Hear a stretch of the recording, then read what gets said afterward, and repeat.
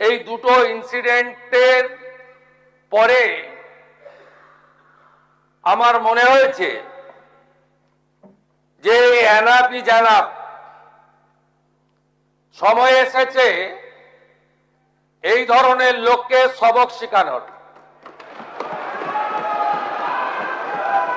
আপনাকে আমি পরিষ্কার বলছি, মমতা ব্যানার্জি মুখ্যমন্ত্রী নন। আপনি দুর্বল মুখ্যমন্ত্রী পেয়ে যা খুশি করেছেন, যা খুশি বলেছেন। আমি আপনাকে বলে গেলাম, আমরা দুটো এফআইআর স্টার্ট করেছি। আমরা ভারতীয় ন্যায় সংহিতার সমস্ত সেকশন লাগিয়েছি এবং আমি আপনাদেরকে অ্যাসিওর করছি, এত বড় ক্ষমতা আপনাকে কেউ দেয়নি। আপনি মুখে যেগুলো বলেছেন, আপনাকে আমি বলে গেলাম, আপনি কেন করছেন আমি জানি। আপনি কেন করছেন রাজনৈতিক কারণটা আমি জানি। আপনি কান খুলে শুনে রাখুন, আপনাকে এইভাবে ধমক হুমকি, বেপরোয়া, লাগাম ছাড়া কথা বলতে দেব না, দেব না, দেব না। আপনাকে আমি শুধু 3টে উদাহরণ দিলাম। সন্দেশখালীতে একজন ছিল,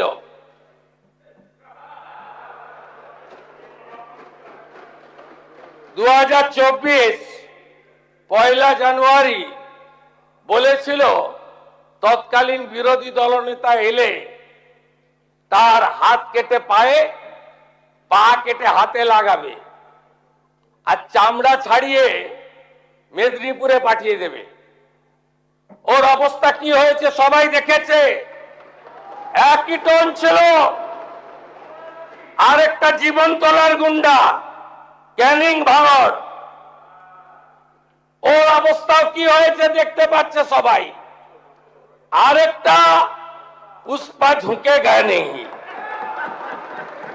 এমন ঝোঁকা ঝুঁকেছে, খালি পায়ে, ছোট প্যান্ট পরে, কান ধরে উঠবস করতে করতে যাচ্ছে। আপনাকে আমি বলে গেলাম, পুলিশ তার ব্যবস্থা নেবে। আর আমি 1 সপ্তাহ পরে মুর্শিদাবাদে যাচ্ছি। আমি প্রমাণ করে দেব ভারতবর্ষের সংবিধান, আইন শেষ কথা বলে, কোন বাপের আবাদ শেষ কথা বলে না।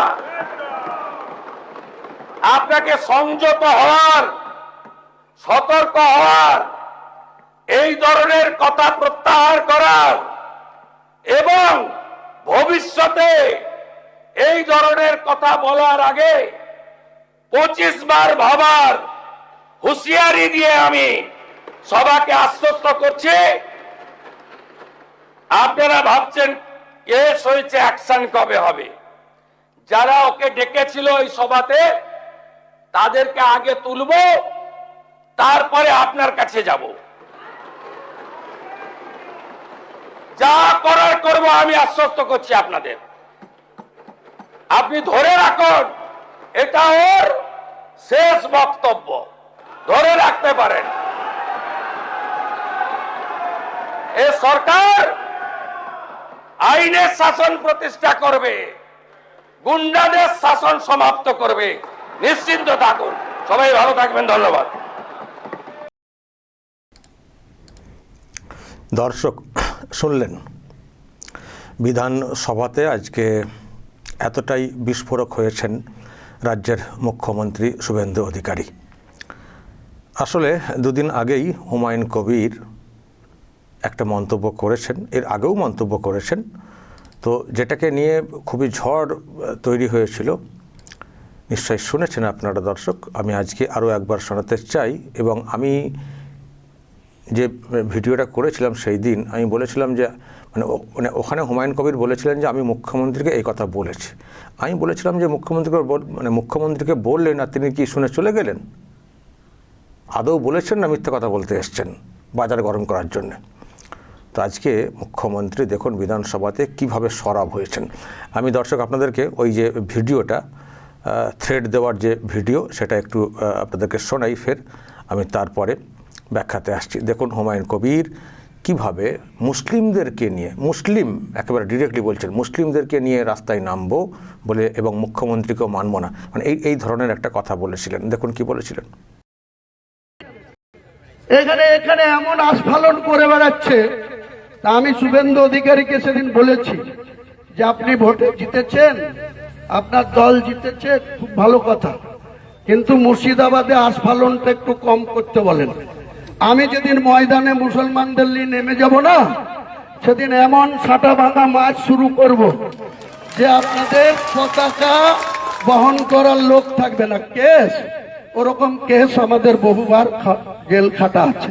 ক হাজার লোককে আপনি বহরমপুর সেন্ট্রাল জেলের যে আয়তন, তাতে 4700-র বেশি 4800 লোক ধরে না। লাখ লাখ লোককে রাস্তায় নিয়ে নামাবো আর সাটা ভাঙা মাছ দেবো আর জেলে যাব। কদিন জেলে রাখতে পারেন, কত খাওয়াতে পারেন, আমাদের হারানোর কিছু নাই। আমাদের সঙ্গে যদি বেশি পাঙ্গালিতে যায়, ভোটে হেরেও লজ্জা নাই। এখানে বাবরি মসজিদের কাছে উল্টো দিকে মুসলমানদের কিছু ছেলেকে টাকা দিয়ে এখানে পায়ে পা দিয়ে ঝগড়া করতে আসছে। আমি বলেছি আমার লিমিট যেদিন ক্রস হয়ে যায় না, আর মাথা যেদিন টাওয়ার গরম হয়ে যায়, সেদিন আমি ও এসপিও বুঝবো না, ও চিফ মিনিস্টারও বুঝবো না, আর কে কোথায় থাকলো আর কে কোথায় থাকলো না সব কিছু বুঝবো না। এই দুটো ইনসিডেন্টের পরে আমার মনে হয়েছে যে enough is enough, enough is enough, আর না, আর কোনো ছাড় না। এবং শেষে বলেছেন মুখ্যমন্ত্রী যেটা উনি করেছেন ধরে নেন এটাই শেষ, আর এই বাতেলাবাজকে আর এই ধরনের কথা বলতে শুনবেন না, এটাই শেষ, এমন ব্যবস্থাটা নেব। আর দেখুন আমি বললাম না, উনি সেদিন বলেছিলেন যে আমি মুখ্যমন্ত্রীকে বলেছি সাটা ভাঙা মার দেবো, বিজেপির পতাকা ধরার লোক ছিল না। উনি মুখ্যমন্ত্রীকে বলেছেন। তো তাহলে আজকে যদি মুখ্যমন্ত্রী এরকম সরব হতে পারেন, তাহলে সেদিন চুপ করে চলে গেলেন। উনি ওইসব কথা বলার পরেও আসলে একটা পলিটিক্যাল একটা ব্যাপারকে মাথায় রেখে মুখ্যমন্ত্রী সে কথাটা বললেন, সেটা মাথায় রেখে উনি যে চলছে এটা বুঝতে পারছি, মুসলিম ভোটকে মানে একত্রিত করার জন্যে বললেন না মুখ্যমন্ত্রী যে একটা পলিটিক্যাল অ্যাঙ্গেল আছে, বুঝছি কেন আপনি এরকম করছেন। আমিও পলিটিক্যাল অ্যাঙ্গেলটা আগের দিনে ব্যাখ্যা দিয়েছি যে উনি যেহেতু দুটি কেন্দ্রে জিতেছেন, একটি তো ছাড়তে হচ্ছে, তো যেটা ছাড়ছেন সেখানে ওনার ছেলেকে উপনির্বাচনে প্রার্থী করবেন, তো তাকে তো জেতাতে হবে তো না, ওখানে 72% মুসলিম আছে, তো মুসলিম ভোটটাকে ঐক্যবদ্ধ করতে হবে, তো সেই জন্য উনি এই ধরনের ভাষণটা দিয়েছেন। কিন্তু তা বলে আপনি এরকম উস্কানি দেবেন, আর মুসলমানদেরকে নিয়ে সবসময় টানছেন কেন? আপনি মুসলিমদের রাস্তায় নামাবেন বলছেন, আপনার ওই কেন্দ্রের নিয়ে আপনি ভাবছেন, আর গোটা রাজ্যের মুসলমানরা কীরকম দাগি হয়ে যাচ্ছেন, কেন আপনি মুসলমানদেরকে এরকম সমস্যায় ফেলছেন, কেন ফেলছেন? আর এত হিম্মত কিসের? আজকে মুখ্যমন্ত্রী বলেছেন, ভাববেন না আমি মমতা ব্যানার্জি দুর্বল মুখ্যমন্ত্রী যা খুশি বলবো, এটা ভাববেন না। এখানে আইনের শাসন প্রতিষ্ঠা হয়েছে এবং সেটাই হবে। এখানে যা খুশি বলা যাবে, যা খুশি করা যাবে, এইসব কিন্তু চলবে না, পরিষ্কার মুখ্যমন্ত্রী বুঝিয়ে দিয়েছেন। এবং কতগুলো উদাহরণের দেখালেন যে আমরা কি করতে পারি, তার তো কতগুলো উদাহরণ বলে একেবারে শাহজাহান থেকে শুরু করে এই যে পুষ্পার কথা বলার চেষ্টা করলেন, তাকে আজকে হাফ প্যান্ট পরে, ছোটো প্যান্ট পরে কান ধরে উঠবোস করতে হচ্ছে, হাত জোর করে ক্ষমা চাইতে হচ্ছে।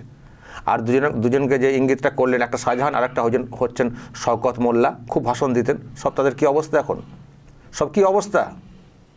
ফলে কাউকে কিন্তু রেওয়াজ দেওয়া হবে না। এফআইআর হয়েছে, 2টো এফআইআর করা হয়েছে, মুখ্যমন্ত্রী বলছেন 2টো এফআইআর করেছি, সব ধারা দেওয়া হয়েছে।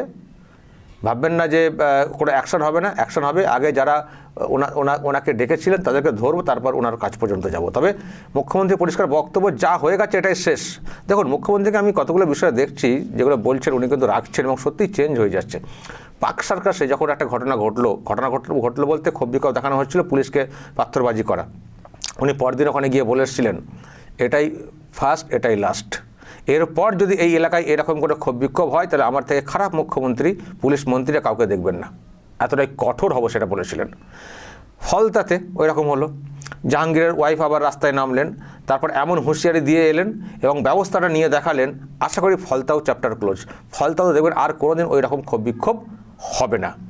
আমিও কোথাও বিশ্বাস করি হুমায়ুন কবির যে কথা বলেছেন লাস্ট, ওটাই লাস্ট। এরপরে হুমায়ুন কবিরের দম থাকবে না ওই ধরনের কোনো মন্তব্য করে উনি পার পাওয়া তো দূরের কথা, উনি আর করবেন কিনা সন্দেহ আছে।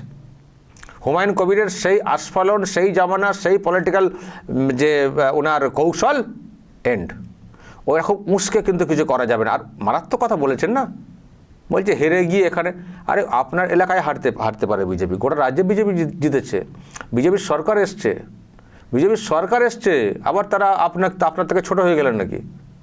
সেটা সাটা ভাঙা মার দেবেন বলছেন, মার, তারপরে ঘিরে রাস্তায় নেমে ঘিরে ফেলবো, মুখ্যমন্ত্রীকে মানবো না।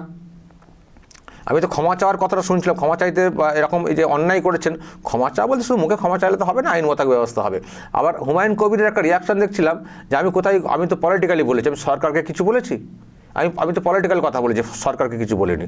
সরকারকে বলেননি, আপনি তো নিজে পরিষ্কার বলছেন মুখ্যমন্ত্রীকে মানবো না। এই তো পরিষ্কার বক্তব্য উঠে এসছে, আপনি মুখ্যমন্ত্রীরা মানবেন না বলেছেন। হ্যাঁ, তো আপনি তো পরিষ্কার তো সরকারের মানে মুখ্যমন্ত্রীর নাম উল্লেখ করে বলেছেন। ফলে এই ধরনের সত্যি বাতলাবাজ যারা এই ধরনের ভাবেন যে উস্কে পলিটিক্স করব, আগে যা হয়ে গেছে। মমতা ব্যানার্জির আমলে একটা অন্য আবহ ছিল, অন্য পরিবেশ ছিল, অন্য ন্যারেটিভও ছিল। কিন্তু বর্তমান যে সরকারটা এসছে, এ সরকার তোষণ করবে না, শুধু প্রকৃত শাসন করবে, আইনের শাসন প্রতিষ্ঠা করবে, এটাই হচ্ছে লক্ষ্য। এখানে ওইসব সুরসুরি দিয়ে মারবো, ধরবো, কাটবো ওইসব বলে সেই সব আর চলবে না। Just and.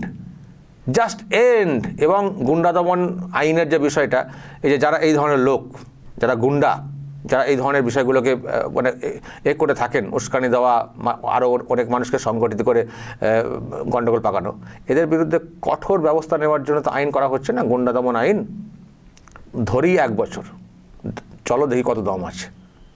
ফলে যেসব আইন বা সিস্টেম, এক তো যে আইনগুলো আছে সেগুলোকে প্রপারলি ইউজ করা, আর খামতি যদি থাকে আরও নতুন করে বিল আইন করে ব্যবস্থা নেওয়া।